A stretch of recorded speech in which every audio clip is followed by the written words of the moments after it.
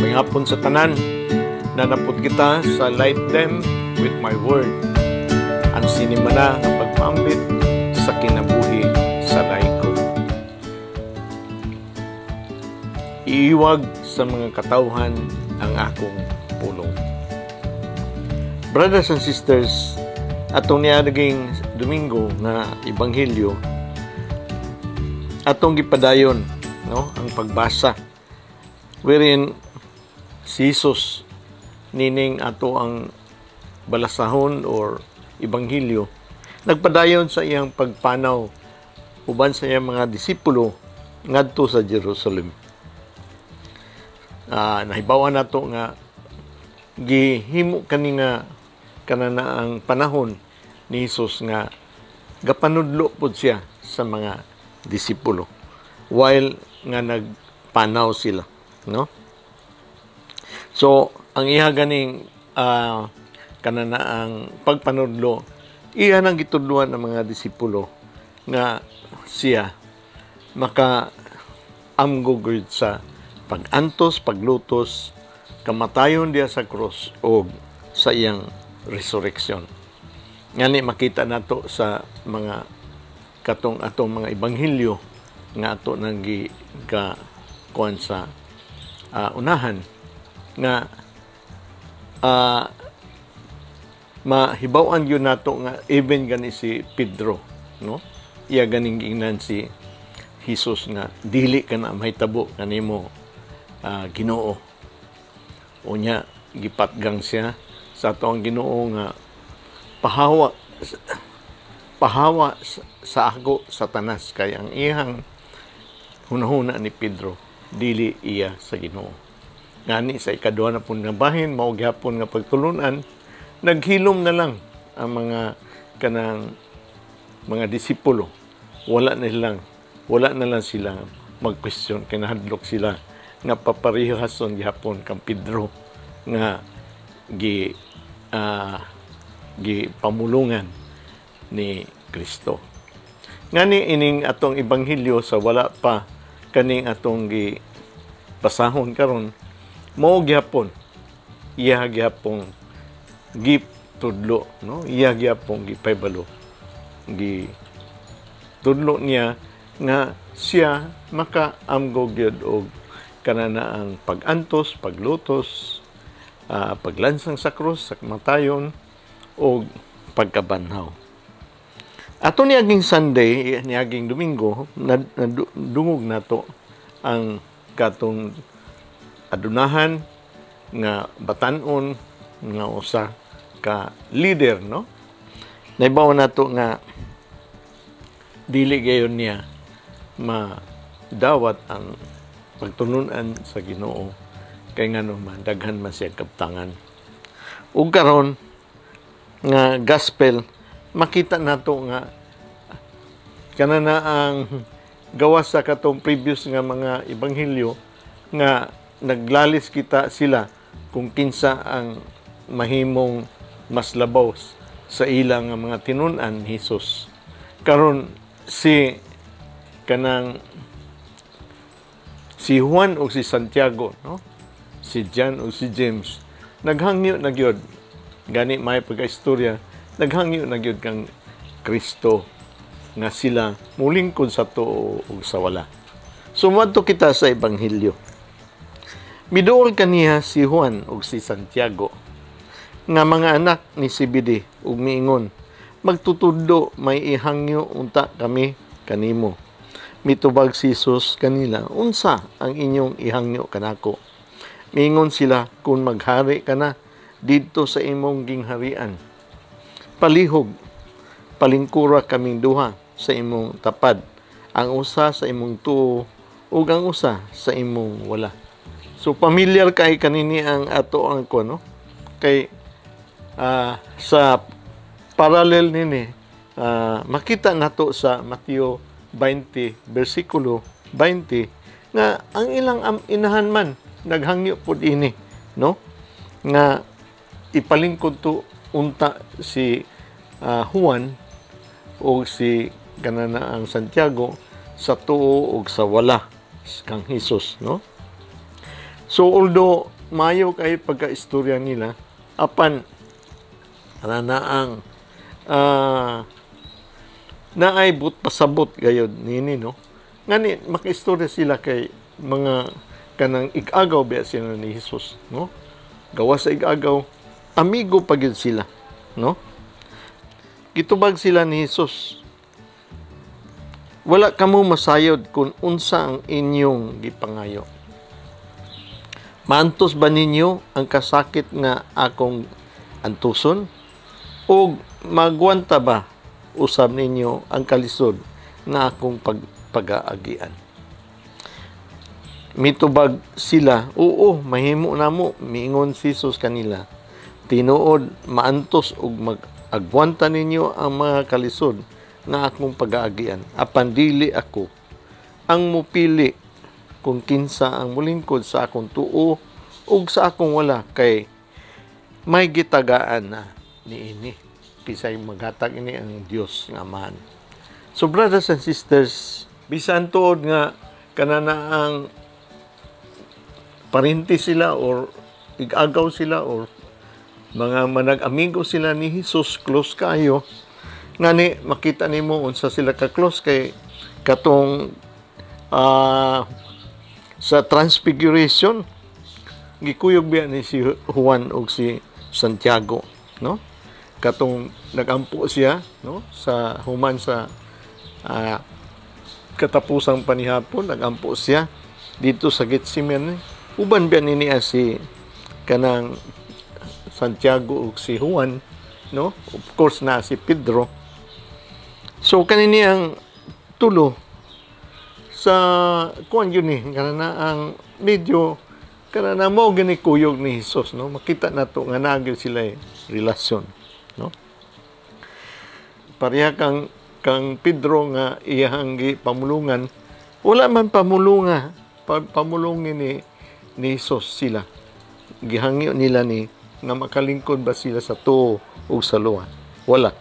But instead gipangutana sila, no? Niini maka kanang inom ba kamo sa kupa sa akong pag-antos? Maka puyo ba mo sa ako ang pag-antos o pag-agwanta o kaning maagian na ko unya kuan man ninyo? Makaya ba ninyo? Munang ning tubag sila, oo, makaya na mo, no? So sa English pa ni, you do not know what you are asking. Can you drink the cup that I drink? So, brothers and sisters, unsa man ni ang cup, kupa, nga pagaimnon, unsa man ni siya, no? Unsa man ni ang kupa sa cedar meal, sa Passover meal, no? So, ang first cup, ang first cup sa sanctification, mo man ni ang introduction sa kanang Passover meal, wherein gi-introduce sa ganang galid sa prayer labi na ang Papa nga unsa gyud kamayo sa Ginoo kay kani ilaman ning himuon sa gabi, no? Kanang bagong gabi paghumanana na i-indicate sa Papa, ipakita nga unsa gayud ang kagawasan nga nadaog sa Ginoo, no? Gikan sa kanana ang paraon nga sila nabuhian, sila mga ulipon dito sa Ehipto. Unya ila dahil gaimnon ang bino, no? Mo na ang first cup. Ang second cup mo ang second cup of proclamation i-mix na sa amahan nga nag-lead sa Passover. Paghumanan na ang gipakita from generation to generation unsa gyud ka importante sa ilang gisilibrar nga cedar meal or Passover meal. Kay nga naman ang significant ini ang usa ka bata nga pinaka manghod, no? Nga boy mungutana dayon. Ngano man ang kanini ang gabi una nga atong gisilibrar. Diferensya man sa ubang gabi ug daghan pangutana parte sa ilang na experience dito sa Ehipto ug kani gatubagon sa amahan. No humani ni nga ceremony, humani ni nga portion, mag ilang imnon ang ikaduha nga kupa nga bino, no? Ug kani pag inom ini ipasa man ni usa ra man ka kupa, ipasa sa membro sa pamilya or katong nag-uban sa kananaang Passover meal. Ikatulog nga cup mao ang cup of blessing, no? Blessingan niya ang mga pagkaon o human niya og blessing sa pagkaon nga symbolic kayo para lang sa Passover meal. Imnon nila ang ikatulo nga cup, no? Nay ikaupat nga cup nga the cup of Elijah ilang gitawag ana, no? O mangutana mo nga kanana ang katubang Last Supper na kuan ba nahuman ba gyud nila ni sa mga disipulo o ni Hesus, no? Wala nila nahuman ang kanang Passover meal kay human sa second o third, no? Nangaon sila, nanganta sila og mga og kalantahon or awiton, mga awit sa kanang Passover meal ni adto mas Getsemani og nagampo sila. So unsa man day ang ikaupat nga cup? Kaning ikaupat nga cup mo ni ang cup of completion or consummation, no?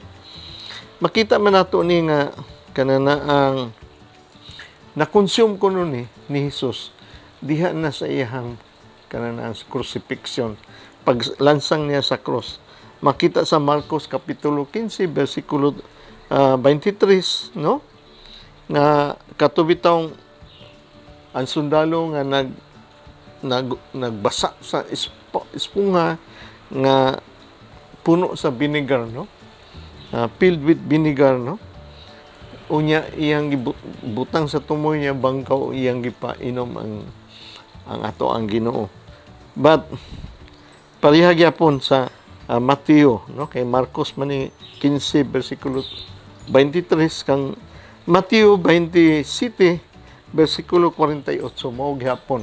But mas kuan gyud ang kang Juan, no? Kang Juan kapitulo 19 bersikulo 28 kay ang ato ang Ginoo gyud diha sa cross naghangi magid siya nga giuhaw ako, no? Of course gipainom dayon atong espongha nga puno sa gidudo dito sa vinegar o gipainom niya o naibaw nato sa bersikulo 30, no? Kang Juan human niya giinom ang bino niyon siya, it is finished o natapos na. So kaniniya siya nga fourth cup, upat ka cup sa kanini ang cup of suffering or the cup of kanana ang Seder meal or Passover meal na consume, no? Mo ganan siya nga the cup of completion or consummation kay gitapos ni Jesus diha sa cross, no? So mo na siya ang kuan kananang giingon sa ato ang Ginoo nga mainom ninyo ang kupa nga kung pagaimnon. Ingon taon si Santiago ug si Juan, oo. Ang cup of suffering, no? So mo na siya. So brothers and sisters, mo na siya ang kuan na buto sa butan na, no? Kita po mismo kuan biya punta gipangutana pud ka biya punta nga kanana ang mainom ba ninyo ang cup nako sa suffering? Mao po na ang atong mga pangutana biya.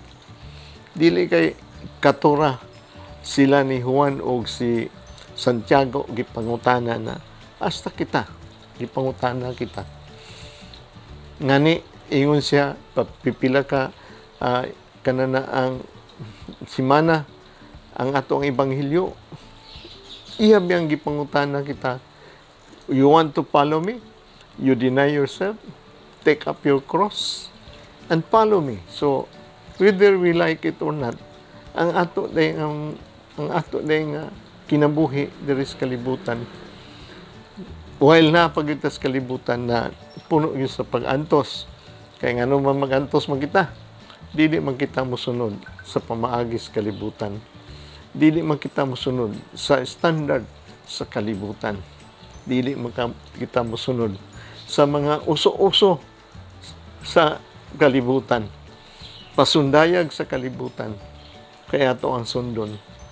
Ang kabubuton man sa Ginoo nan. Mag-antos bayata ni ana, no? Sa opisina nato, dili kita tagaan o insakto nga pagtagad sa ubang mga tao kay di man kita mo apil sa SOP, sa standard sa opisina, sa standard sa tao, no? Sa standard sa ato ang opisina, di man kita magmarites. Sa standard nato sa ato ang simbahan, dili man kita mo apil sa mga tao nga nagpasundayag lang. Diha man kita magpaubos, magserbisyo. Ngani makita nato sa sunod nga kanana ang balasahon dinhi, no? Humani ini ningon siya sa bersikulo kuan kanana ang 41, no? Sa pagkadungog kuno sa mga napulo ka tinunan sa ilang gihangyo, nasuko gayud sila kang Santiago ug kang Juan, no? Nasuko. Busa gitawag silang tanan ni Hesus ug ingnan. Nasayran ninyo ang mga kadagkuan niining kalibutan, may gahom sa pagmando sa ilang mga ginsapkupan ug sila ang magbuot kung unsa ang ilang buhaton kanila. Pareha ba sa ato ang opisina? Of course, ug maka-contribute ka sa profitability sa ato ang kananaang kumpanya, no? Kung naka sa sales, makakuta ka o labaw pa niya na o naka sa kananaang production o asarapit, no? O naka sa ato ang mga gimbuhaton diha o naiimuhang contribution, of course, ang imong boss. Malipay yun ang kumpanya man, malipay yun. Ug ikaw, tagaan o promotion, tagaan o katungdanan. No?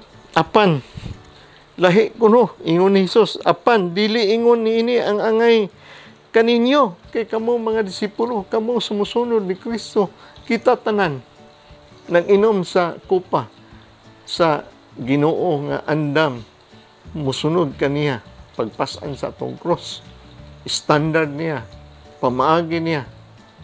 Ingon bitaw siya, John 14:6, I am the way, the truth, and the life. Pamaagi niya, iyahang kamatuoran, ug iyang kinabuhi, pamagis kinabuhi mismo, ug iyang pamaagi sa pamuyo, no?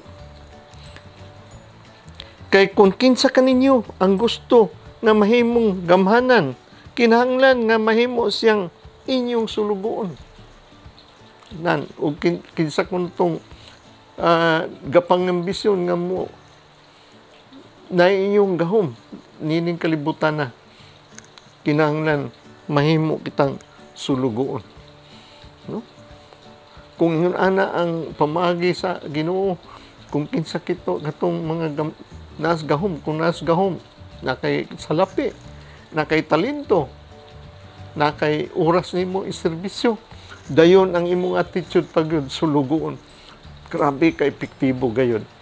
Mas epektibo ka pa na sa kumpanya. Kaya sa kumpanya, in terms of money man, i-gauge sa imo nga ma-promote ka. In terms of kanana ang pilay imuhang na-contribute, no? Nga in terms of numbers sa sales, no? Dayon i-translate na o pila ganansya, pila ang kitaon niya na. But dili kung gamhanan ka, naa kay salapi, na kay imuhang influensya, insya nga mahimo kang sulugoon, mahimo kang kanana ang servant, ga-serve ka. Kung yun na ang atong attitude ay usa ka dako nga pwesto diha sa atong paggobyerno ug suglugoon ang imuhang attitude, imo kasing-kasing, ug imuhang kinabuhi, dako kayo ang puruhan nga muuswag ug mulambo kita. Dili lang ang simbahan, apan ang ato ang community, ang ato ang nasod, no? O kung kinsa kaninyo ang gusto nga mahimong pangulo, o kung gusto kita nga sa ato ang kumpanya mahimo kitang presidente unya, mahimong chief operating officer or mahimong manager man lang. Iyon siya nga, kung gusto kaninyo nga mahimong pangulo, mahimong manager, mahimo nga kanang presidente, kinahanglan nga mahimo siyang ulipon sa tanan. Mahimo ko ng ulipon sa tanan, no? You will become a slave to all or servant to all, to everybody. Kung yun ana, brothers and sisters, ang attitude, no? Dili man gud nga mag-ulipon kay ikaw na lang manilig, ikaw na yung manglimpyo, ikaw na yung magpakauntan. Ang imong attitude nimo, pagserbisyo sa tanan sama sa ulipon, no? Ang imong pagserbisyo, pag-alagad sa tanan. Sus, pagkagwapo gyud sa ato ang simbahan, pagkagwapo gyud sa ato ang society, no? Ato ang community, ang ato ang kanang nasod, no? So brothers and sisters, mao ni ang gitudlo kanila, no? Magpasalamat mo ni Juan o ni Santiago kay ambisyoso kayo. Nagpakita sila sa ilang ambisyon, wa sila kasabot o sila gibuhat nan. Si Jesus pagpanaw nila gikan sa Galilee paingon sa Jerusalem, nanudlo siya, mao ni ang iyang gitudlo ug bulahan sa tanan kay kitapod na tudluan, no? Kay nga naman, unsa man ang model gani, ingon siya sa 45, verse 45, kay gani, kay bisan pa gani, ako nga anak sa tao, wala man hidini sa kalibutan, aron alagaran. Kundili, aron mo alagad ug muhatag sa akong kinabuhi sa pagtubos sa daghan nga mga tao. Well, if you want to follow me, deny yourself. Mo ni siya ang denial, no? Nga kung gusto ka pangulo, kung gusto ikaw nga kanana ang mahimong gamhanan, no? Influensya, gamhanan. You have to deny yourself. Mahimo kang kanang mag-alagad og sulugoon sa tanan. Mao na ang denial nimo. Then take up your cross, no? Kay dili tanan, dili sayon. Dili yung ka kanana ang madawat sa uban kay ang ubang tao nga wala magbuhat ini, masuko gayud sa imo. Mga tao nga kananang lain og tinguha, sigurado gayud ikaw malutos gyud ka, no? Dili gyud ka dawaton, isalikwa gyud ka nila, but sa Ginoo mao kani iyang gimbutan sa ato. Then this is how we are going to follow the Lord. Mao kaniyang pamagi nga atong sundon ang ato ang Ginoo. Salamat kayo mga igsoon, o dirira ko taman, light them with my word. Ang sinimana nga pagpambit sa kinabuhi sa layko. Iiwag nato, no? Ang kahayag sa Ginoo, ang kahayag diha sa iyang pulong. Salamat kayo kung may gabi sa tanan, o may hapon sa tanan. Sa ngalan sa Amahan, sa Anak, sa Espiritu